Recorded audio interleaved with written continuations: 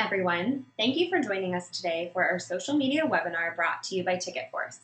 We are TicketForce's marketing team, Serendipit Consulting, and we are very excited to share some great information with you about how you can use email blasts to engage with your customers and sell more tickets.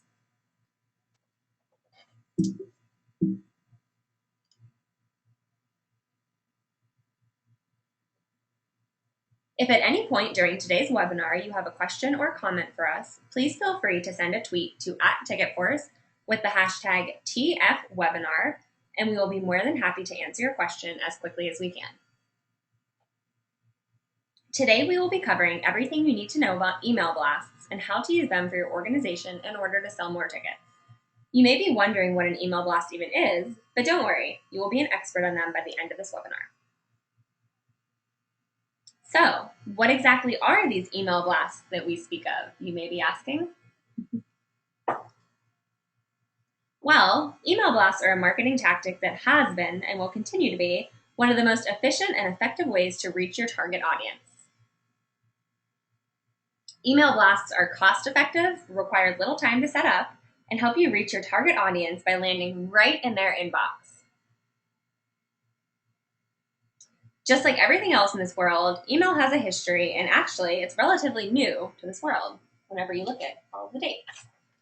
Not long ago, in 1971, a man by the name of Ray Tomlinson sent the first email, and 7 short years later, in 1978, Gary Thurick sent the first mass mailing. Little did Ray and Gary know their actions would change the world, especially in marketing. The 90s were a busy time with the birth of the internet in 1991, the creation of the first smartphone in 1992, and the first web-based service from Hotmail in 1996. Unfortunately, along with this growth, the 90s also birthed spam, and lots of it. Spam even earned a spot in the dictionary in 1998. After a lot of growth in a short period of time, the world of email and internet learned what worked, what did not, and how things could be made better.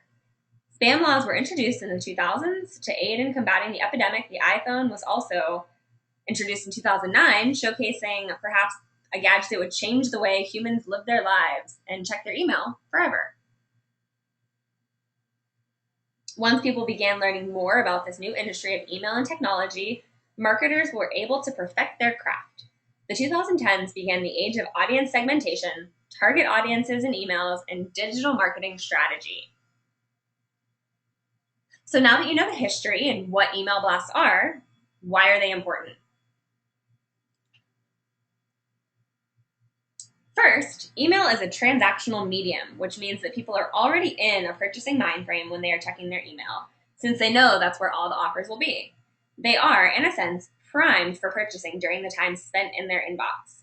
With email, you can train your customers to expect offers while simultaneously teaching them about your organization and its upcoming events. Next, emails are personal and customizable. You can design your email to say anything you want and look any way you want it to look. You can also choose who will receive the email and who will not. That is what we call segmentation and targeting, which we will get into a little bit later.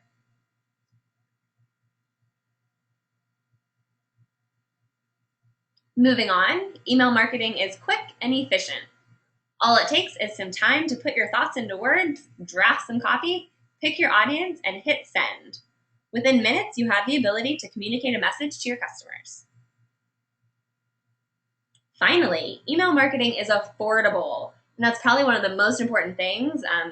If you have a smaller marketing budget, then this is really critical for you. And not only is email marketing low cost enough to make you rejoice, but the amount of ROI your organization has the potential to receive is a major selling point of this marketing tactic.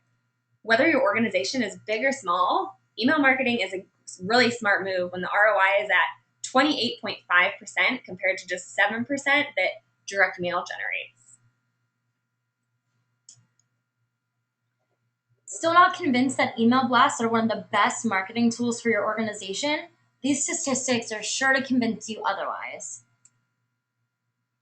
At least 91% of consumers check their email every day, with the prime click-through rates being between 6 and 8 a.m. and again between 6 and 8 p.m. Emails that include social sharing buttons have a 158% higher click-through rate. There are many websites that can help you create the social share buttons for your email blasts. These are great to include and a really good way to reach your customers across multiple channels. 69% of subscribers say that too many emails is the top reason that they're unsubscribing from email marketing. With that said, you want to make sure to schedule out your email blasts in a balanced rotation so that your customers don't feel bombarded by your messaging. Lastly, subject lines also play a huge part in the email blast open rates for email marketing campaigns. Those subject lines with 30 or fewer characters perform above average in opens, clicks, and click-to-opens. In addition to this, 33% of email recipients open emails based on subject line alone. Think of that subject line as that first impression for your entire email blast. We're now going to go into some best practices when creating your email marketing campaign. So one of the first things that you should do when you're producing an email blast is create a content calendar. A content calendar is basically just as it sounds. It's a calendar with all of your scheduled content for the week, month, and so on.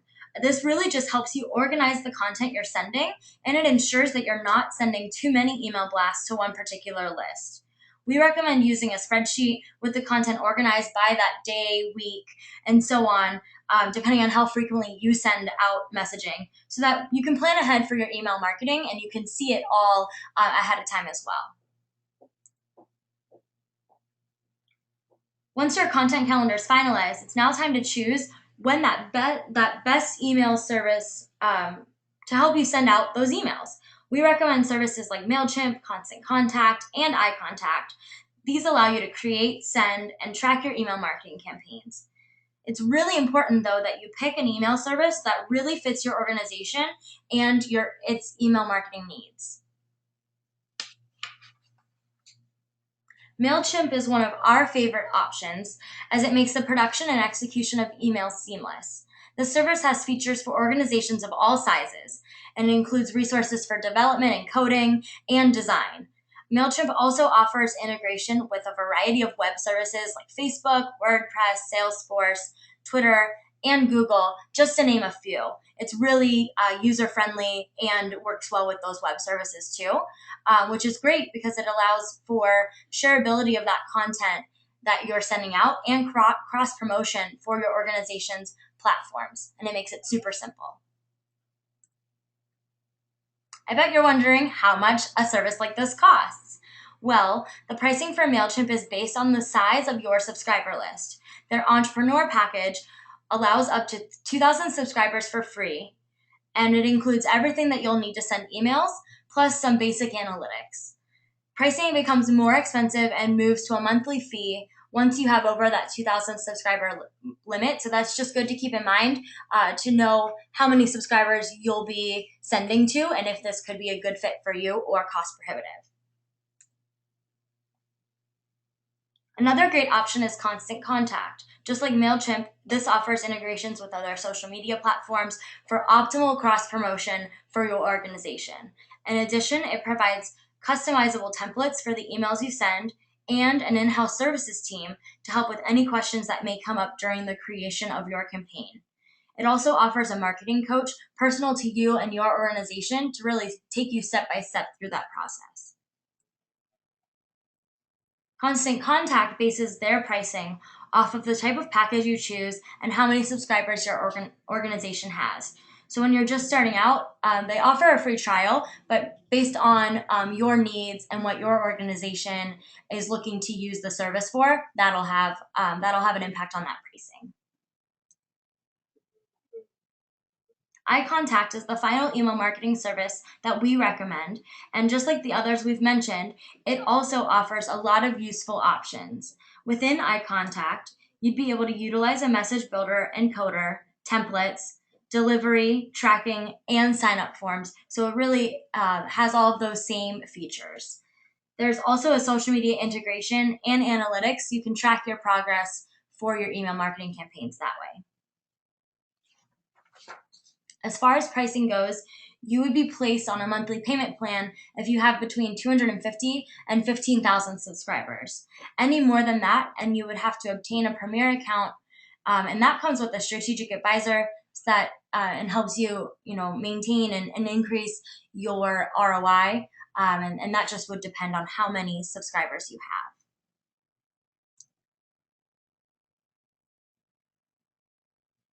The collection of data is the next step in creating your email marketing campaign. In this case, your data consists of the email addresses of current customers or potential new customers. There are many ways to collect this data. You can include a sign-up form from your website, post on social media platforms like Facebook and Twitter, and even include tangible signage at your organization. Perhaps one of the most important parts of this collection process is obtaining permission to send your customers email, which you can do through the sign-up forms. Anyone on a subscriber list does need to opt in. If your customers aren't immediately excited about giving away their email addresses for you to send them messaging, it would be wise to offer some sort of incentive to encourage them. These incentives could be anything from offering a coupon from maybe 5% off, $5 off a ticket purchase, or some kind of a raffle or other promotion. Once you have all your data collected, you now need to segment your audience into the appropriate demographics for your organization's outreach. For music venues, it would be useful to segment your audiences by age, gender, and interests. Things that can be easily determined through those online analytics. Segmentation is an important part of helping your organization ensure you are sending the best emails to the correct audience. To put this into perspective in the ticketing world, you probably would not want to send an email to a middle-aged man with an interest in sports and politics about a new theatrical production coming to town. By segmenting your customers by their age, interests, and even previous purchasing habits, you can send email blasts that are actually relevant to your customers. We touched on this briefly before, but we're going to get back to that subject line. Now that you have all that structure of the email in place, it's time to finally begin constructing your email message. That first impression, and probably one of the most important elements to email marketing the message, is that subject line. It is the first thing a client will notice about the message, and it will also determine if the message actually gets opened. A few things to remember when you're deciding upon the right subject line is to make it short and sweet, all while avoiding spam, which we'll talk about a little bit more later. The subject line should get to the point of the message across to readers, and it should entice them to open up the email to find out more information. After the subject line, you'll begin to draft the main message of the email. This section, again, should be short and sweet and include a call to action. It is proven that people react more to visuals and get bogged down with too much of a written element, so the main message should be informative but also concise. Included in your message should be links and visuals to third-party sources referenced in your email. For example, if your email is promoting a big event, be sure to link phrases such as purchase here to the ticketing website. It makes it that much easier for your customers to get right to that ticketing website and make their purchase. You should also include a relevant photo, since that is often that first thing that people look at when they open an email. Always be sure to double check that all links included in the email blasts work and direct the reader to the appropriate place. You don't want to send your customers to the wrong area of a website or somewhere that they won't be able to immediately take an action. The last step to be sure to include is your contact information. And this is just in case a customer has trouble purchasing tickets. Of course, you wouldn't want to lose a customer because the ticketing site was down and they couldn't get a hold of you to complete that purchase. Lastly, be sure to include links to all your social media outlets. By encouraging your customers to connect with you on social media, you will have the ability to reach them in more ways than just email and keep that relationship going. And if you're wondering exactly how this works, a great example is a local theater here, Celebrity Theater. A lot of times, since I like their Facebook fan page, I'll see a lot of the posts that they're sharing on Facebook and Twitter about their events. And even if I'm not on their email list, or even if their emails would perhaps end up in my spam or I just never get to them, I'm still learning about their events other ways. So it's always good to remember that the more ways you can reach someone, the better.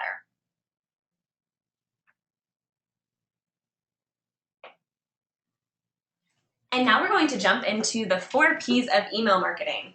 So according to a few colleagues from the marketing and sales department at McKinsey Company, there are 4 P's every email marketing or email marketer should keep in mind when crafting an email. And they are not product, price, place, and promotion.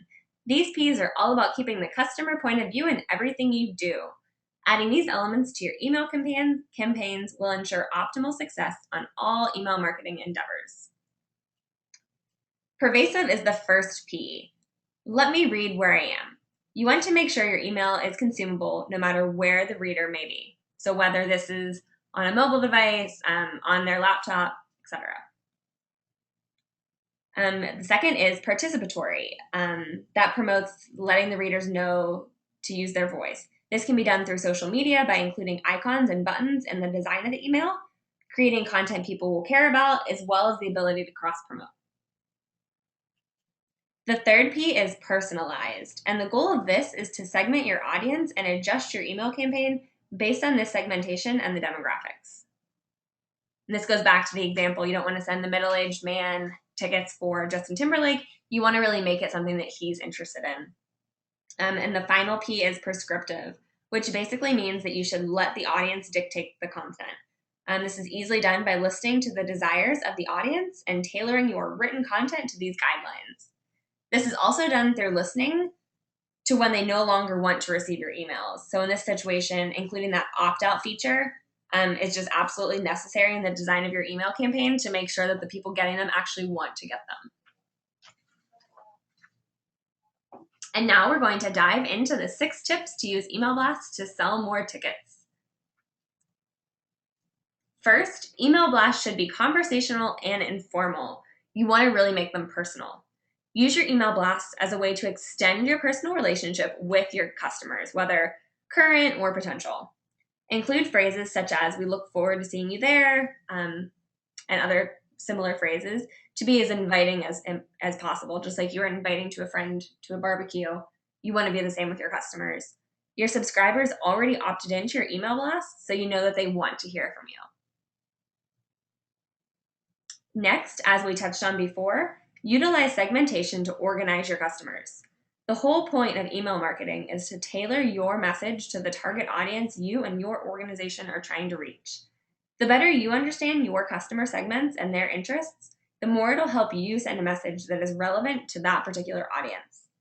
We recommend creating a few different messages that, while still focused on the goal, will be appropriate for their respective targets or segments. By changing just a few elements to each message, you can truly personalize each email for a different audience. Next, if you're creating an email, there's likely a reason behind it. Keep this reason in mind when you are drafting an email. If your goal is to sell X amount of tickets during a pre-sale period, make sure that the call to action is very clear in your message. And a really good way to test this out is to give one of your coworkers the 5-second test. Send them the email and give them 5 seconds to tell you what the call to action is. If they can't find it, you really need to go back in, reevaluate your email, and try something until they get it. You want it to really stand out, and if your customers aren't able to find it, they're not going to know what action to take and they're not going to make that purchase. Next, analytics are the best way to measure the effectiveness of all marketing strategies, especially email marketing. By evaluating the analytics provided by your email provider, which you can usually find quite a bit even with the free providers, but you can really gain insight into your email marketing to see what's working, what's not working, what can be improved, etc. Not only will analytics help you send content of value, but it will also provide aid and understand, like we said, what's working to your benefit and what's not. You will be able to measure success through the analytics of click-through rates, open rates, delivery rates, bounce rates, and unsubscribe rates. You might be asking, so what do all of those mean? First, the click-through rate is the number of users that clicked on a certain link. The open rate is the number of emails opened compared with the number sent. So for example, if you have a 30% open rate, it means that 30 out of the 100 people you sent it to opened it. which would actually be very high for email marketing. Next, the delivery rate is the proportion of emails that reach the intended recipients' inboxes for your campaign. And lastly, the bounce rate is an email that cannot be delivered to the mailbox provider and is sent back to the email service provider. So an example of this would be if you have someone's email address wrong or their inbox is full, it's going to bounce back to the email provider. And then also we have the unsubscribe rate, and that's essentially just the amount of people who unsubscribed based on the actions from your email campaign. And you'll actually be able to see under each email that you send how many people unsubscribed after seeing it. So all of these rates can really vary by industry, and this graph provided by Constant Contact shows the averages for a variety of different industries. It might be kind of hard for you to see on your computer, but we can also include this link in our blog we'll be posting later with the recorded webinar, and you'll be able to see it better then. And now step 5 is to test a variety of elements. If you notice something in your email campaign that is not performing well, don't be afraid to change it. There's no use in repeating things that aren't working. You want to try something new and you want to get it right. This can be easily done through A/B testing, which is sending 2 email blasts that have basically the same components with just one element changed. This could be a subject line, visual, or call to action. We also recommend using A/B testing to figure out the best time to send your emails. For example, to figure out the best day of the week to send an email blast, try sending the same email but to 2 different lists, one on a Monday and one on a Saturday. Then evaluate which had a higher open rate. And we don't recommend doing this the same day because sometimes it takes a few people to open their emails. So maybe give it 4 or 5 days and go in and see which had a higher open rate. Once you determine the best day for your email blast, do the same kind of test, but for the time of day to send that email. So if you decide that Saturdays are actually a better day for your customers, go in and try sending the same email, but to 2 different lists. Send one at 10 a.m., send one at 2 p.m., and see which has a higher open rate. Do people prefer to get their emails in the morning or the afternoon? Testing multiple elements will ensure that your targeted readers will not only read your email blast, but act and respond to your call of action. Nothing is set in stone, so if one color is better received by your readers, go for it. If your readers respond better to more visuals than copy, then add more graphics. The sky is the limit. And next, step 6 is avoid spam. Many emails are sent out every day that end up in spam folders, but not to worry. This can easily be avoided. Spam filters look for spammy words, phrases, and formatting. They base your email on a set of criteria that will determine if your email is junk or not. To avoid this from happening to you, stay away from phrases like click here and try not to avoid using too many font colors in red or green. Say no to excessive exclamation marks or typing in all caps. And finally, make sure the HTML you use is formatted nicely. A great way to test your email to see if it's spam or not is to send a test copy straight from your email provider to one of your coworkers who's not currently an email subscriber. If the email blast ends up in their spam folder, you're going to want to make some changes because obviously that's going to happen to quite a few of your subscribers as well. And just continue sending those test emails to a coworker until you can see that it's going to their inbox and it's not ending up in their spam.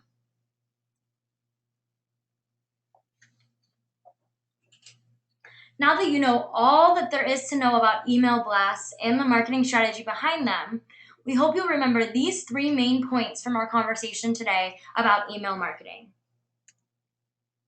The first is segment your audience. This is such a great tool to help you really make sure that the messaging that you're getting out is relevant and personal and that you can continue that relationship with your customers. With segmentation, you know what sectors of your audience will respond best to what type of content, and you can use those online analytics to really hone in and make sure that your customers are receiving information about your offerings that are relevant to them. Number 2 is to create content based on your customers' needs. And this goes back to that personalization again. By personalizing the content you feature in your emails, you put the audience in charge, and it really gives your customers what they want and will keep them subscribed to your email marketing. They'll look forward to your emails and and that information that you're sending them. Number 3 is track your progress. With so many great tools from the email service providers that we've discussed today, there are those great analytics and that information that you can really track your progress and then make changes accordingly. Don't hesitate to change certain elements of your email campaigns. Maybe something just isn't really working that great. Maybe the email open rates aren't performing as well as you thought they would, or you're getting a lot of unsubscribes. It's definitely best to try different things and to track your progress and to make sure that you're reaching your target audience in a way that's relevant for them.